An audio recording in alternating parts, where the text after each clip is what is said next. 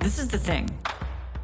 Who you choose to hang around with, who you choose to have in your posse is exactly who you become. Choose your posse wisely. I'm here to tell you that putting yourself first is not selfish, it's revolutionary.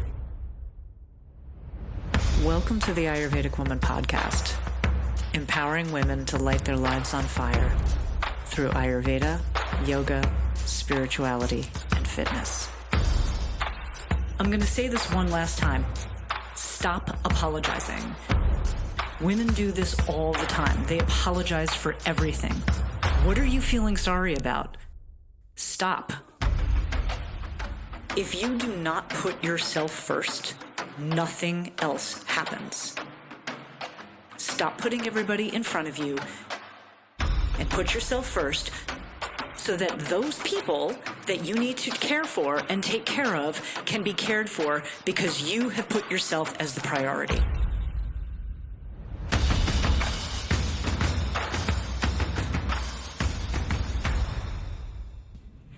Jai Bhagwan, everybody, and welcome to the Ayurvedic Woman podcast. I am your host, Dr. Satyavani, and my co-host, Prajna, Madhavi. Woohoo! And we are here on this beautiful June 16th Friday coming at you and want to talk to you about something we're calling the Shakti Effect. So, before we get started with our show, we are doing these weekly wellness check-ins, and then we'll go into our topic, and then we'll pull an oracle card, etc.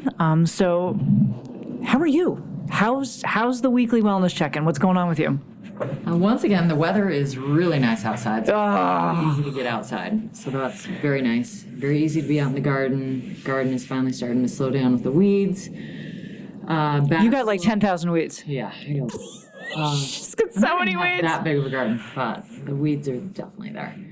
So feeling it in the back a little bit, and my Agni is very slow this week. It's like my Agni has kind of disappeared. So working on cultivating that back up. Okay. It's lovely and irritating to notice that that's the problem all at the same time. It's good information, but you're like, really? Yeah. It's like, okay, I know how to fix this now, but man, it's uncomfortable. Totally. So just ready for that to dissipate and work its way through. So how about you? Ooh, this was a week. You know that. I mean, Yeah. I was tired this week, really, really fatigued. As you know, the past 3 years I have been training like an athlete, like 3 to 4 hours a day, and then the past 14 weeks, I've been in this, quote, shred mode. Mm-hmm. It was really only supposed to last 12, but there was a week in there that didn't go well because we were doing the retreat and all this kind of stuff.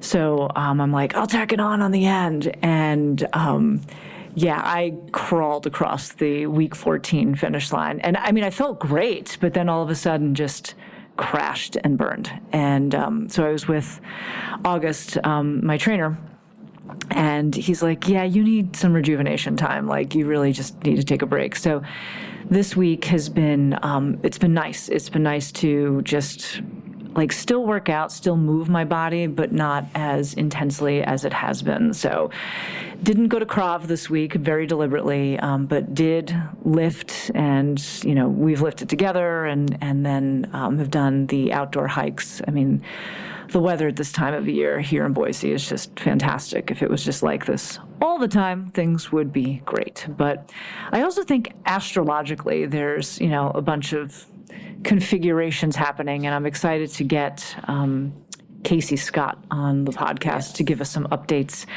Our favorite Jyotishi to talk about what's going on, because I think that is contributing to some. Like everybody I talk to feels a little tired, a little heavy, like they're thrilled about the weather, but just, oh God, like the struggle is real. So yeah, so that's where it's at. But I think by the end of the weekend, I'll be ready to get back at it. So nice. It's been nice. It's been nice. Yeah, I'd give a little shout out to Casey Scott, because he brought something up to me that I thought was very profound, and I keep coming back to it. Mm-hmm. So some emotions that have been coming up as well. And one thing that he mentioned to me that I'm going to write down and keep in my mind, do you have to figure it out to be able to let it go? And I love that statement. Yeah. When you shared that, that was just awesome. Extremely profound. I so appreciate that from you, Casey, and thank you very much. And I'm definitely going to keep that in mind. Yes. A lot. A lot. Yes, wonderful. So today we are talking about this idea of the Shakti Effect. So shamelessly, in my recent book, my only book, well, actually, technically not. It's my first single-authored book. I have co-authored another book before, but I talk about this idea of the Shakti Effect. And Shakti is energy. It is the energy that we create, that we pass. There's universal energy, and it's actually feminine in orientation. And what I would really like to do, and what my intention was with the book, is to have people, specifically women, read the book, and then buy a book, pass it to another woman in their life, have that woman read the book, and then buy a book and pass it to another woman, et cetera, creating this kind of like energetic vortex of positive, healthy living, et cetera, understanding that our deepest struggles can also be our biggest superpower. And so we were talking about the whole idea of creating Shakti, and we've done that with the women in the Ayurvedic Woman program, women in the Ayurveda 108, which is the program that is coming back August 28th. So definitely look into it. Regardless of where you are, you can join online. And so you can go to the Woman Warrior academy.com website and take a look at the Ayurveda 108 and join. But we've been working on that. We're doing, group hikes, group lifting, group activities, and then, of course, our regular teaching sessions, et cetera, with both the online crew and the in-person crew. And you brought up this idea of compound interest. Yeah, so when we were thinking about, when you were talking about the Shakti energy, and I know you did a podcast not too long ago about consistency. Yes. And being consistent with what you are doing. And having a Sangha or a group of women help you be consistent, help keep you on task. I thought of the idea of compound interest with, in the area of money or in the arena of money. Spoken like a good economics teacher, of which, by the way, she will be doing that in the fall. So thinking about when you are putting some money away into an investment, the whole intent of that is gaining some interest on that investment. Absolutely. Gaining some extra money on top of that. And if you do it once, you're gonna get some interest, but the interest is just gonna kind of keep going in its own way. But if you keep putting more and more money away each and every month, you're going to start having more and more interest. So it's all about really how much you put in. And so one thing that I do mention to a lot of my students, whether econ or not, or AWP, is that can be with anything in your life. If that one cigarette is not going to kill you.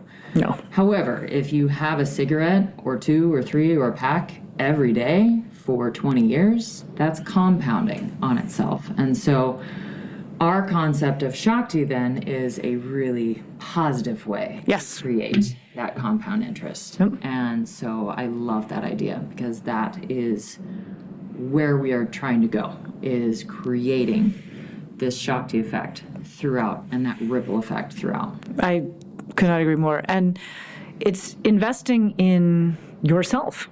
Like, what better investment than to invest in yourself? Like, we tend to think that, we have to invest outside in, real estate, and those are great things too. But really investing in yourself is the key, in my opinion, to really creating a healthy life. And so a lot of it is really with the idea that if we create good habits every single day, like 1 inch a day, and that goes into your pranic bank account, your energetic bank account, your Shakti savings account, that at the end of the year, you're going to have all of this Shakti, you're going to have all of this energy, and you're going to see major personal transformation, which of course we know leads into our personal lives, it leads into our professional life, and also our social life. Yes, absolutely.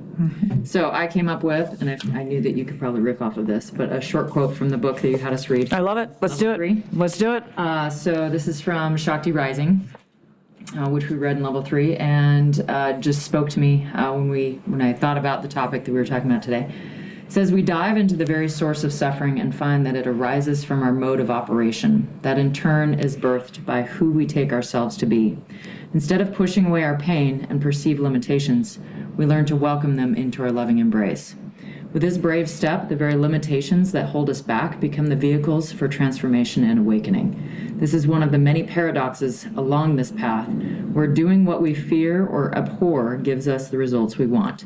When we allow our greatest fears to arise and simply be, they crumble and disintegrate into an unreserved self-love. This is an alchemical process where we become love, radiating and including everything into our being. This is the end of seeking. Well, there you go. Yeah. You know, what I think that also brings about is the idea of the beauty in the struggle. We don't like pain. I mean, I don't think anybody does. I certainly don't. But there is beauty in the struggle. And I actually think that when we struggle the most, it is we get the biggest rewards. And I often find that the hardest struggle really creates the biggest effect. Like when things are really, really difficult, I think that really creates a tremendous change. You feel like you're on the precipice of a change, but then all of a sudden it's like, wow, this struggle is really real. And if we get through it, which we always do, because you will get through it, it's in one way or another, it changes. And you change significantly. So my biggest moments of change, and I know for you, have been the hardest struggles. And we have to stop, just like this beautiful quote says here, we have to stop pushing away the struggle and understanding it. We don't have to like it, but nobody does. But understanding it and incorporating it in our lives, and then being able to turn that into greatness. Yeah. And you being consistent with practices when the struggle comes, when the struggle is real, you can then turn that struggle into something, that creates maybe Shakti and creates Shakti energy. Absolutely. So.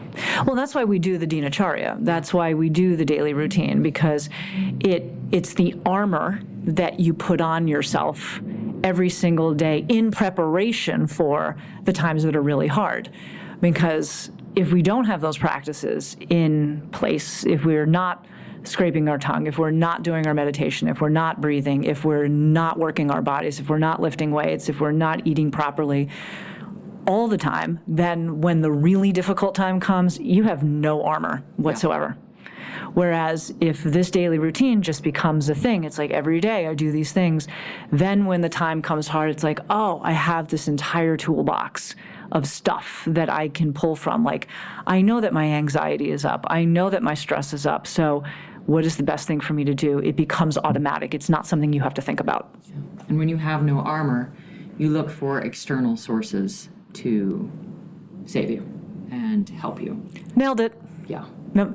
And those external sources are probably not the best of our decisions. They're probably like, oh, okay, I'm going to choose alcohol. I'm going to choose binging on Netflix. I'm going to choose shopping on Amazon. I'm going to choose Fritos, whatever it is. If you are consistent with that, Yep. the results that you get from that is what you're going to get. Right. So consistency, there's a quality of consistency that we also have to take into consideration. Like, we can all be consistent with really crappy behaviors and habits, but we can also be consistent with really good, energized, Shakti-infused habits that allow us to create that fortification and that armor. So, you know, what you put in is what you get out. And choosing your posse wisely. got to choose your posse wisely, because people will, woo-wee. Because if they're consistently doing the bad things and you're trying to do the good things, then it's going to be really hard for you to be consistent. Yep. And it'll be a tug of war the entire time. So consistency is absolutely a critical piece. And that consistency is wrapped up with not just motivation, but it is also wrapped up with discipline. Like, you have to create a pattern of behavior. I get a lot of people who, you know, have spoken to us and who also come in, you know, for clinical stuff that are like, you know, I can't, I'm all over the place. Again, I'm like, you have to establish a routine. Like, your daily routine is the absolute foundation of everything it is that you do in your life. If you want to create positive Shakti, if you want to transfer positive Shakti, if you want to attract things to you, you have to have a daily routine. And that requires not only every single day, 1 inch a day, but it requires a discipline that, especially when you don't want to do it, that's when you have to do it. And there's people out there who would say, oh, but I want my day to be different, you know, every day. And it's like, well, you are different every day. It's a great point. It doesn't necessarily have to be your routine is different. You're already different when you wake up every single morning. And that's a really valuable point, because not only are you different every single day, but how you engage in your routine will be different every single day. And people don't see that. They're like, oh, you know, it must be so boring to, you know, every morning get up and, you know, and meditate and then go work out and whatever it is that you do. It's like, actually, it's a challenge every single day, because you wake up with a different body and a different mind.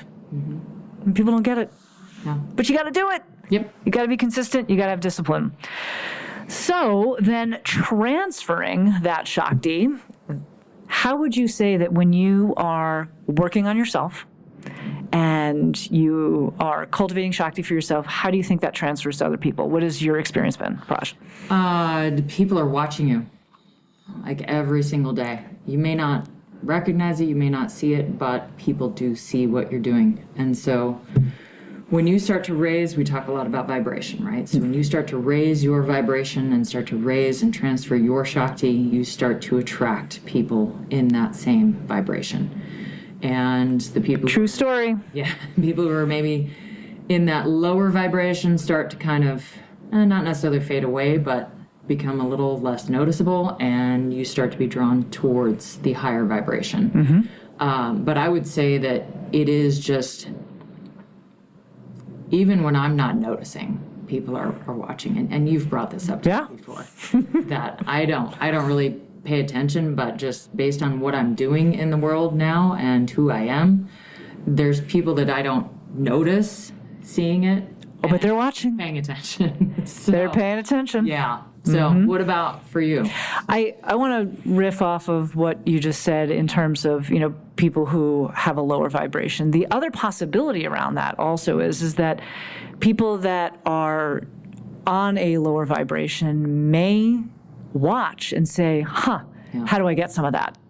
And then start to elevate their vibration. And that's the whole point in what it is that we're trying to do, is how do we raise the vibration for women, and how do we continue to transfer that from one person to the next to the next? Because if you're doing really cool things and I'm like, that's really interesting, I'm watching, I want to start doing that. Yeah. It was like last week when Jennifer Keck, a colleague of ours, she messaged me and she's like, I ran the stairs at Camel's Back, which, for the record, in Boise, Idaho, running the stairs in Camel's Back is a very difficult task. They're not a lot of stairs, but they're steep, and it's hard.